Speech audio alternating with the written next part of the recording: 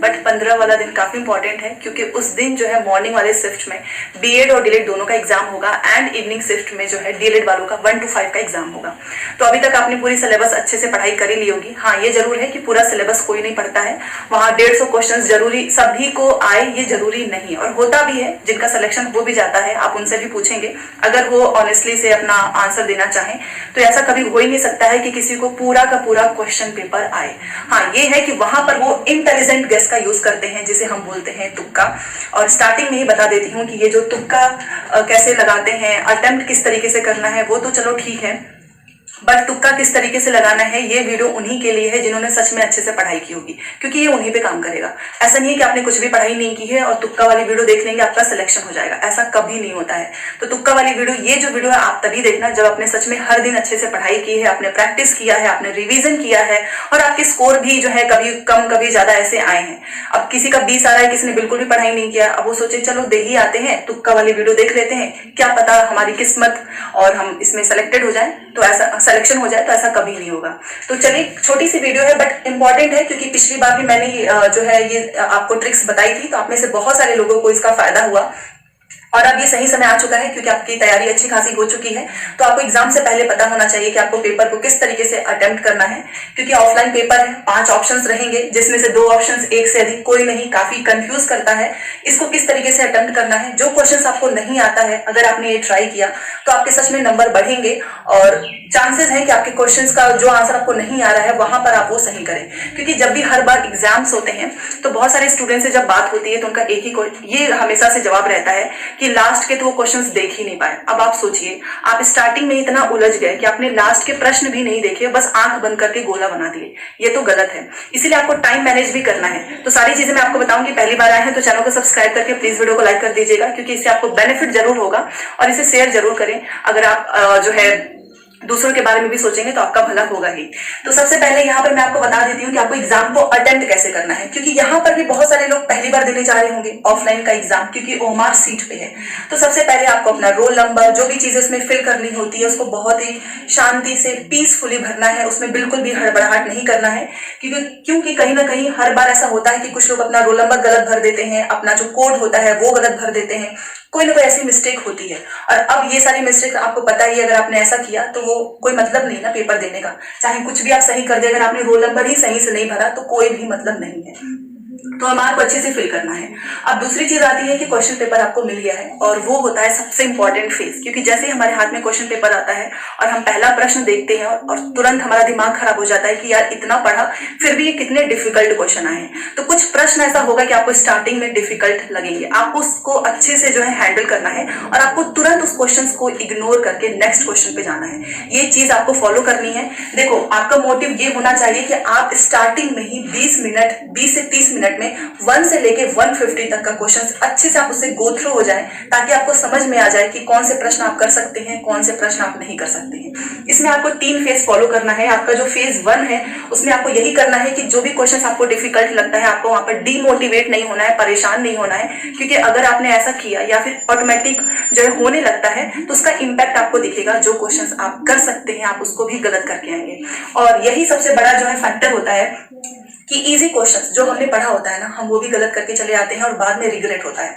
और अगर आप आसान प्रश्न गलत करके आते हैं तो आप वैसे ही बाहर हो जाएंगे लिस्ट से, क्योंकि आसान प्रश्न तो सभी कर लेंगे ना। देखो, जो क्वेश्चन पेपर होता है वो ऐसे ही डिजाइन किया जाता है कि कुछ प्रश्न आसान होंगे जो सभी कर लेंगे और कुछ प्रश्न ऐसे डिफिकल्ट होंगे जिसमें आपको इंटेलिजेंट गेस करना होगा।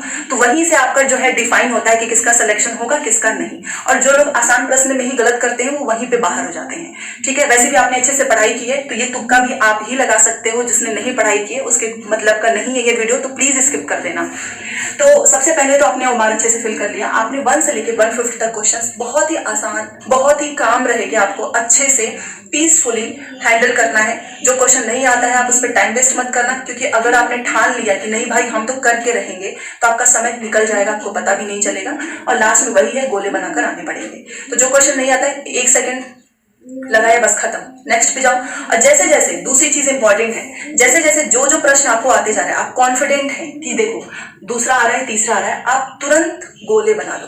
गोले बनाने के लिए वेट मत करना कि लास्ट में, क्योंकि फिर क्या होगा ना, लास्ट में बहुत सारे आपको क्वेश्चंस के जो है बबल्स फिल करने होंगे, वहां पे टाइम आपका कम पड़ जाएगा, फिर सीरीज बिगड़ने के भी चांसेस होते हैं। क्योंकि जैसे ही ओमार सीरीज में यही तो है कि जैसे ही एक भी सीरीज बिगड़ी तो धीरे धीरे सारे ही आपको पता भी नहीं चलेगा, सारे आंसर गलत किया आपने, सही था, टिक आपने सही किया था, सीरीज बिगड़ने की वजह से आपके सारे नंबर वहीं पे 0 हो जाएंगे।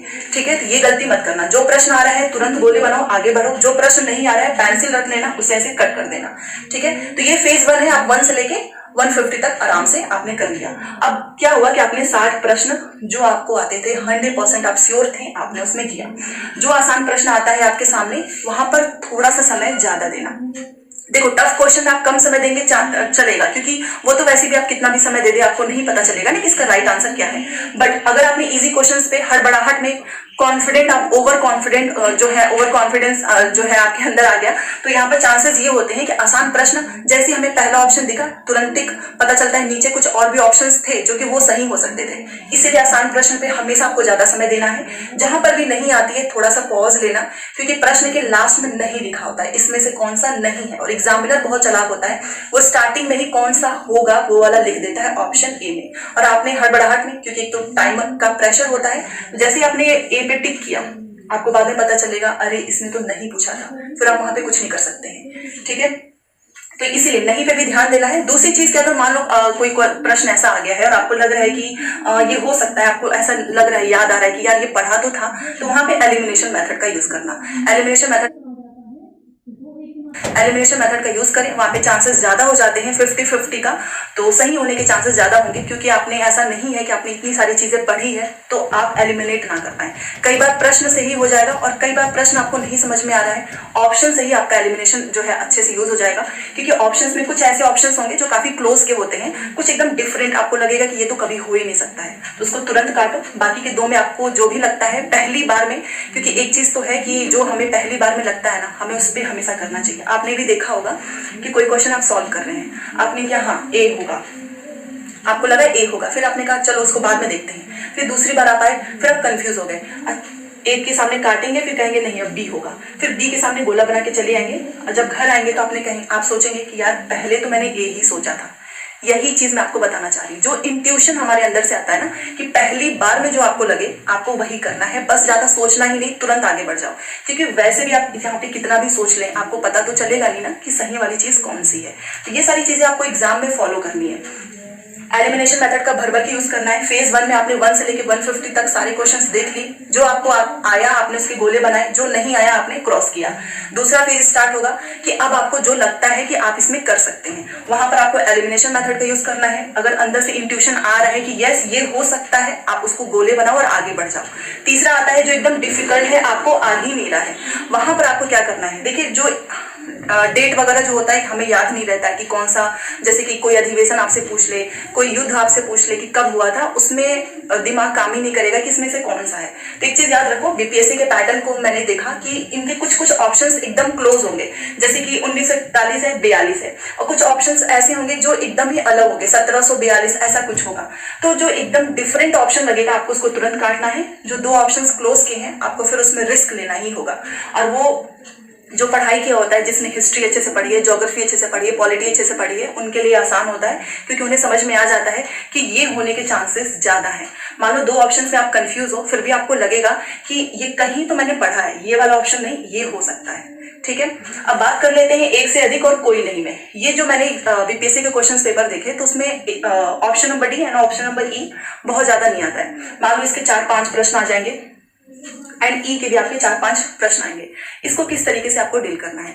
अब आप मुझे बताओ, अगर मैं आपसे पूछूं कि जो 1925 का जो कांग्रेस का अधिवेशन था उसकी अध्यक्ष कौन थी, तो आप मुझे बताओगे कोई एक ही हो सकता है, अध्यक्ष कोई एक हो सकता है। मैं आपसे पूछूं कि पृथ्वी दिवस कब होता है, तो वो एक ही दिन होगा।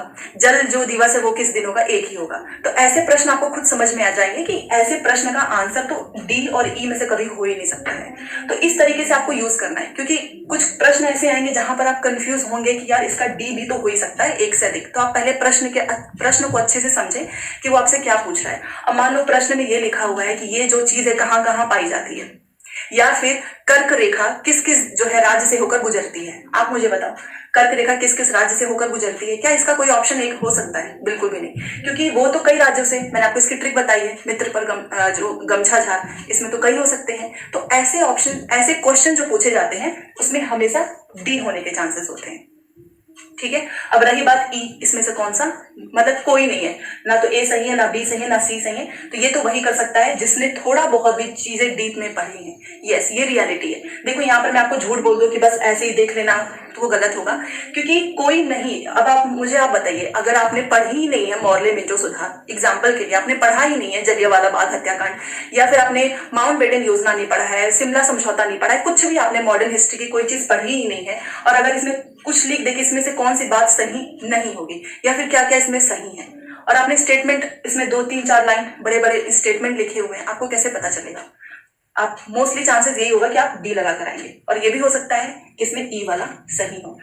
तो कहीं ना कहीं, इसलिए मैंने स्टार्टिंग में ही बोल दिया कि ये वीडियो उनके लिए है जिसने अच्छे से पढ़ाई की होगी, और यस, जिसने थोड़ा बहुत भी पढ़ा होगा, पूरा डीप में नहीं, बट जिसने थोड़ा बहुत भी पढ़ा होगा उसे तुरंत अंदाजा लग जाएगा कि ए भी सही हो रहा है, बी भी सही हो रहा है, सी का मुझे पता नहीं, तो डी 100% होगा।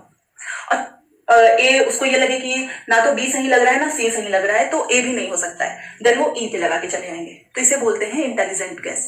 तो इसका यूज आपको करना है एग्जामिनेशन हॉल में। आपको पेपर को किस तरीके से अटेम्प्ट करना है, 150 प्रश्न, पूरे के पूरे प्रश्न आपको देखने हैं।